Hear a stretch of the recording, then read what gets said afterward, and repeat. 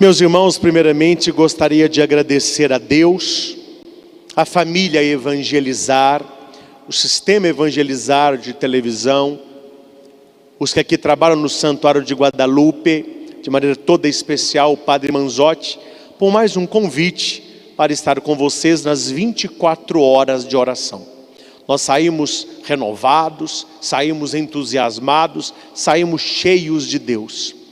E a minha pregação, a primeira pregação do sábado, foi exatamente o evangelho que eu acabei de ler. Foi uma pregação extensa, de mais de 1 hora, onde nós passamos versículo por versículo, no contexto da nossa vida. Então peço-lhes que os que não participaram desta pregação e gostariam de aprofundar neste texto da tempestade acalmada, que você possa voltar nas 24 horas e participar desta ministração da palavra. Porque nesta missa da noite, nesta Eucaristia, eu quero trabalhar apenas um versículo da primeira leitura, que é do livro de Gênesis. A leitura que nós escutamos é a destruição de Sodoma e Gomorra. A iniquidade desta cidade chegou aos olhos de Deus, e os anjos vieram para destruí-la. Porém, a família de Ló foi poupada.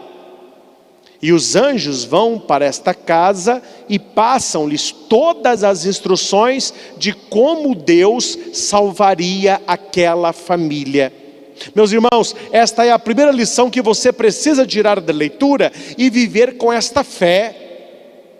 No momento do caos, no momento da destruição, no momento onde a nossa sociedade parece caminhar totalmente contrária aos valores da família, no momento exato, Deus salvará a tua família.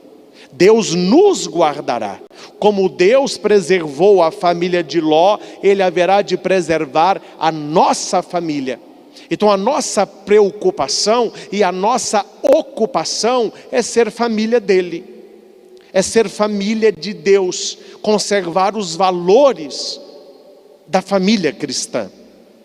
No momento do caos, a nossa família será guardada. Porém, Deus não salva a família de Ló sem sacrifício. Deus, Ele dá a instrução. Mas aquela família precisa seguir o que Deus está dizendo. Os anjos que ali estão são mensageiros do Altíssimo. E eles passam com clareza o que eles devem fazer. E qual é o pedido, a orientação daqueles anjos? Está aqui no versículo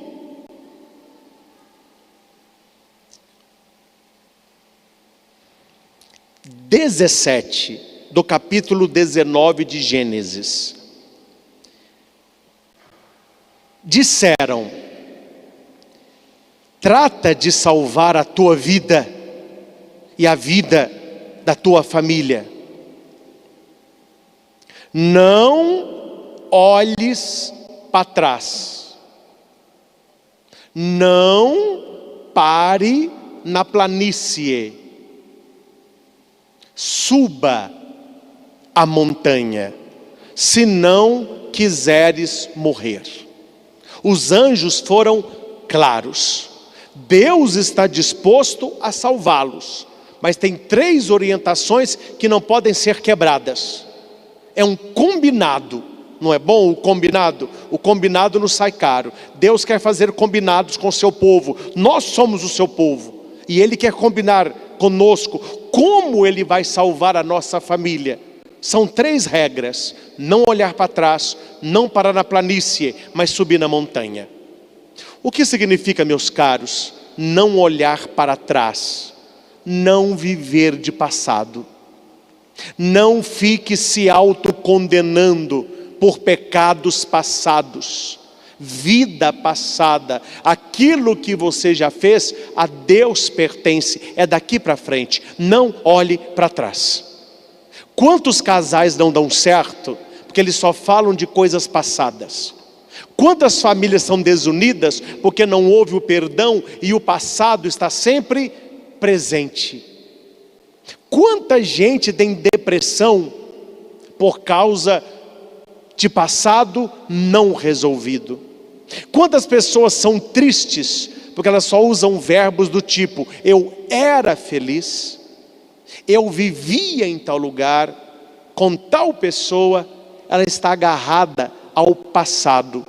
E Deus vai dizer: olha, você quer salvar a sua vida? Para de olhar para trás. Não olhe para trás. Não seja curioso por aquilo que já passou. Porém, quando Sodoma e Gomorra começaram a ser destruídas, a mulher de Ló, uma desobediente, Deus deixou claro, mas as pessoas desobedecem a Deus, elas não acreditam na palavra de Deus. Até hoje é assim.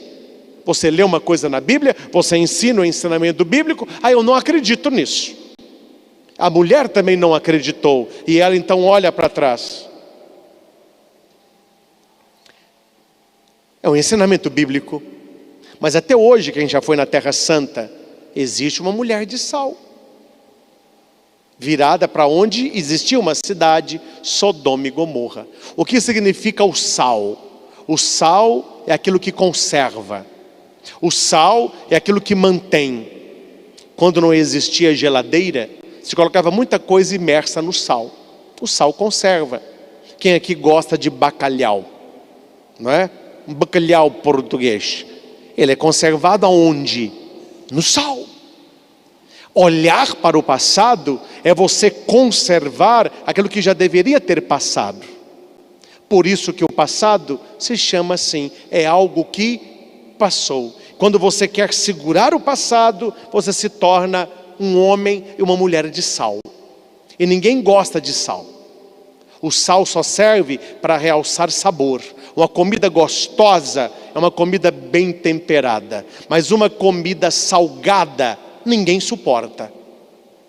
Não olhe para trás. Segundo conselho, não pare na planície. O que significa planície? Você hoje, você que está bem hoje, você que está legal hoje, está bom do jeito que está. Planície é lugar de pessoa que gosta de facilidade, comodidade, mediocridade.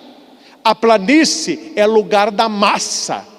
A maioria das pessoas estão na planície. E geralmente quem está na planície deita. E geralmente quem deita rola. E tem gente que rola para o vale. Ao invés de buscar o alto, as pessoas vão buscando cada vez mais baixo. Você que assiste outros canais, você que tem um senso crítico de ver o que eles passam como valor, quanto mais baixo, melhor. Quanto mais vale, melhor. Quanto mais escrachado, melhor. São os vales.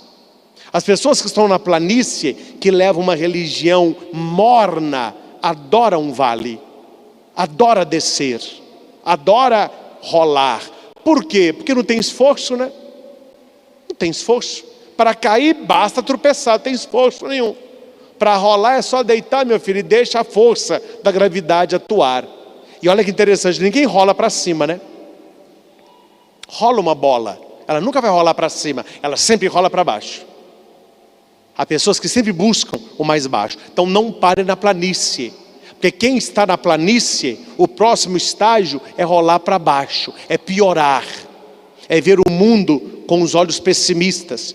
As pessoas da planície começam a dizer: a minha família não tem jeito, meu casamento não tem jeito, eu não consigo vencer droga, eu não consigo parar de beber, eu não consigo parar de roubar, eu não consigo parar de me prostituir, eu não consigo parar de mentir. Por quê? Está na planície, filho. Planície é lugar de gente mole, planície é lugar onde não tem mudança. E aqui tem o terceiro conselho, e é aqui que eu gosto. Não olhe para trás, não pare na planície, mas suba a montanha. Suba a montanha. Quero propor para vocês, antes de falar da montanha, um pequeno desafio. Quem gosta de ler Bíblia, leia a Sagrada Escritura, marcando com uma caneta todo lugar que fala que alguém subiu para a montanha. Os homens de Deus subiam montanhas. Jesus subiu inúmeras montanhas. Os discípulos subiram também, porque nós não nascemos para o passado. Nós não nascemos para viver na planície. Quem diz que planície é bom é o mundão. Deus está falando para você e para mim, o nosso local não é na planície, o nosso local é na montanha. E o que significa na Bíblia montanha? Lugar de encontro. Lugar de encontro consigo mesmo. Quando Jesus queria estar com Ele mesmo, Ele subia para a montanha. Ou Ele subia num barco, ou Ele ia para o deserto. São os 3 lugares de encontro de Jesus: deserto, barco e montanha. Quando Jesus queria orar ao Pai, Ele subia a montanha e passava a madrugada rezando. Antes de Jesus escolher os 12, Ele subiu ao monte e rezou. O monte das bem-aventuranças, Ele sobe, senta e começa a pregar: bem-aventurados. O monte da transfiguração, Moisés e Elias, e o Senhor se transfigura no alto do monte. E Jesus sobe o monte dos montes, o monte Calvário, onde Ele entregou a sua vida, onde Ele se entregou a nós. No Antigo Testamento nós temos Abraão. Abraão, que é convidado por Deus, sobe ao monte, leva Isaac e o ofereça a mim. Abraão não reclama, ele pega o menininho e sobe. Aí o menininho pergunta: papai, a lenha está aqui, o foguinho está com você, onde que está o sacrifício? Abraão sabe: é você, filho. Mas Abraão vai dizer: Deus proverá. Deus proverá. Ele disse isso subindo um monte. Imagina o coração de Abraão. Moisés, o grande Moisés, subiu no monte, o monte Sinai, onde Deus lhe entregou as tábuas da lei. Nós somos desta estirpe, a estirpe dos que são de Deus e que estão pagando o preço por subir ao monte. E por que a maioria das pessoas não querem subir ao monte? Porque de 10 pessoas, 2 querem subir o monte e 8 não. Porque não é fácil, porque é difícil.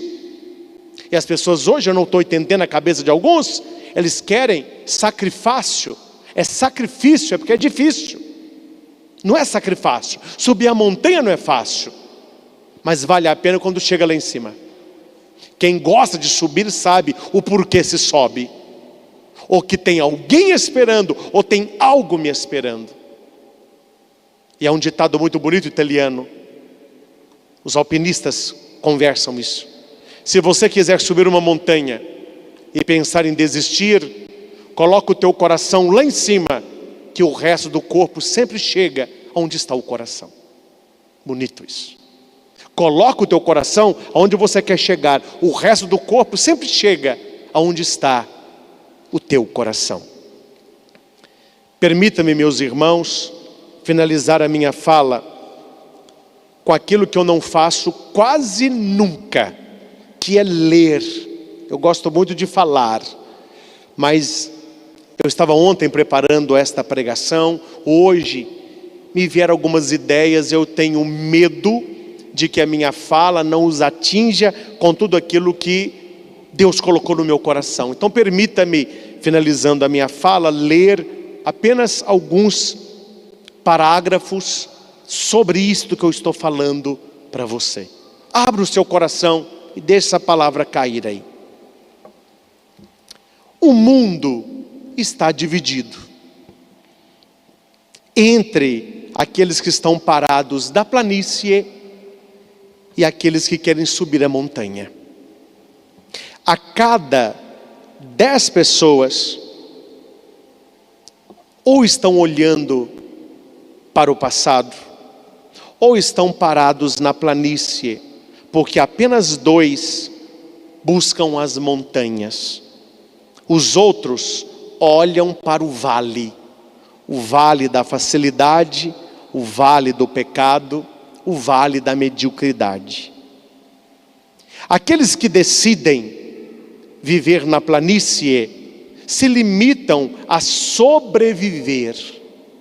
Mas aqueles que ouvem a voz de Deus e querem subir a montanha, são líderes de si mesmo e serão líderes de muitos, indicando o caminho para as montanhas. Atreva-se a apontar a montanha. Atreva-se na sua casa, na sua família, na sua faculdade, na roda de amigos. Aponte a montanha. Muitos estão correndo para o vale, buscando o mais fácil, o mais cômodo. E sabem por quê? Porque rolar é muito mais fácil que subir. Rolar para o vale é muito mais fácil que subir a montanha, porque não precisa de esforço.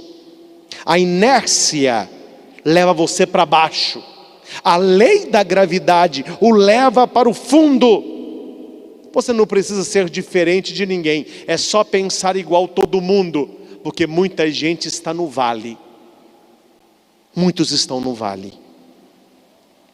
Olhe para a montanha. Atreva-se a subir e você descobrirá que os pés muitas vezes sangram. Você vai suar, você vai ficar cansado, olhará para trás e terá a impressão de que não subiu nada. Às vezes, olhará para cima e pensará que o cume está muito distante. Às vezes, há momento de desânimo. Outras você cai, se machuca e chora. E pode até rolar uns metros para baixo, mas levanta e continue olhando para o alto. Continue olhando para o cume. Continue buscando aonde Deus está. Subir a montanha não é fácil, tem que pagar um preço. E muitos não querem pagar. Muitos não querem pagar. Muitos até dizem: se tiver um bondinho, um trenzinho, uma escada rolante, estou contigo, vamos subir a montanha. Facilidade. Quando chegar o momento de tomar decisões importantes, meus irmãos, não olhe para o vale, olhe para a montanha. Quando pensar em separar a tua família, em abandonar o teu cônjuge, em optar pelo pecado, não olhe para o vale, olhe para a montanha. Não escolha o mais fácil, escolha o que parece difícil. Desafie a si mesmo, porque quando chegar lá em cima, descobrirá outras montanhas maiores, e Deus lhe dirá: suba para a montanha. A nossa vida inteira é um subir montanhas, menores, médias e maiores, até a última montanha, onde encontraremos Cristo no dia da nossa morte. E Ele vai nos dizer: que bom filho, você chegou, você subiu a montanha. Finalizo, meus irmãos e irmãs, falando de alguém que passou uma noite em oração e lágrimas, porque na manhã seguinte ele tinha que subir uma montanha. E se ele teve medo, eu também posso ter medo, e você também pode. Não tenha vergonha de ter medo de subir a montanha, porque subir a montanha não é fácil. O Senhor Jesus passou uma noite em oração e lágrimas, porque na manhã seguinte ele tinha que subir uma montanha, o Monte Calvário, a montanha da caveira. Ele sabia que não seria fácil. Ele chorou e chorou sangue.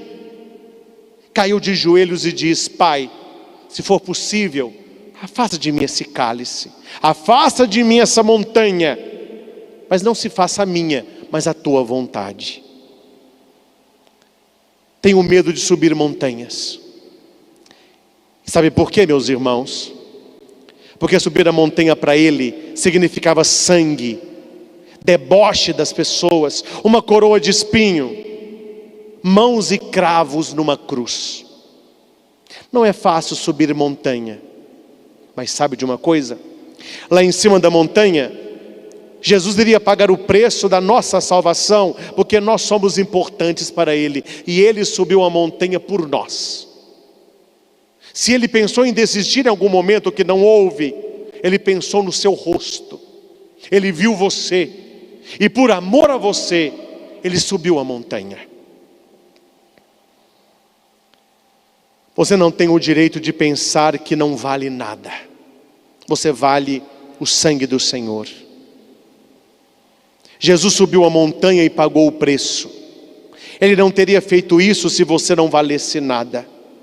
Se não houvesse esperança para você, se não tivesse acreditado em você. Foi por você que Jesus subiu a montanha. Subamos a montanha por Ele. Foi por mim que Jesus subiu a montanha, e eu devo subir a montanha por Ele, por mais difícil, por mais sofrimento.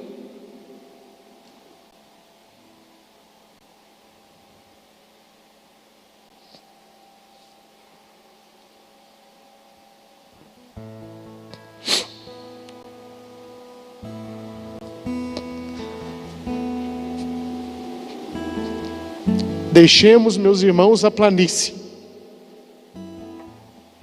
e busquemos as montanhas. Por mais que doa, por mais que paguemos o preço, nós não vamos voltar para a planície, porque o nosso lugar não é o vale. Nós nascemos para o alto da montanha. Subamos e paguemos o preço. Jesus derramou o seu sangue por nós, derramemos o nosso sangue por Ele. E mesmo que o mundo faça pouco de você e de mim, paguemos o preço, porque o preço maior, Jesus o pagou na cruz. Não olhe para trás, não pare na planície, suba para a montanha. O Senhor nos espera, e por Ele nós não vamos voltar, nós não vamos negar, nós não vamos parar. Ele subiu o monte por nós, nós subiremos o monte por Ele. Jesus Cristo ontem, Jesus Cristo hoje, Jesus Cristo sempre. Amém. Vamos repetir isso? Jesus Cristo ontem, Jesus Cristo hoje, Jesus Cristo sempre. Amém. Louvado seja nosso Senhor Jesus Cristo. Para sempre seja louvado.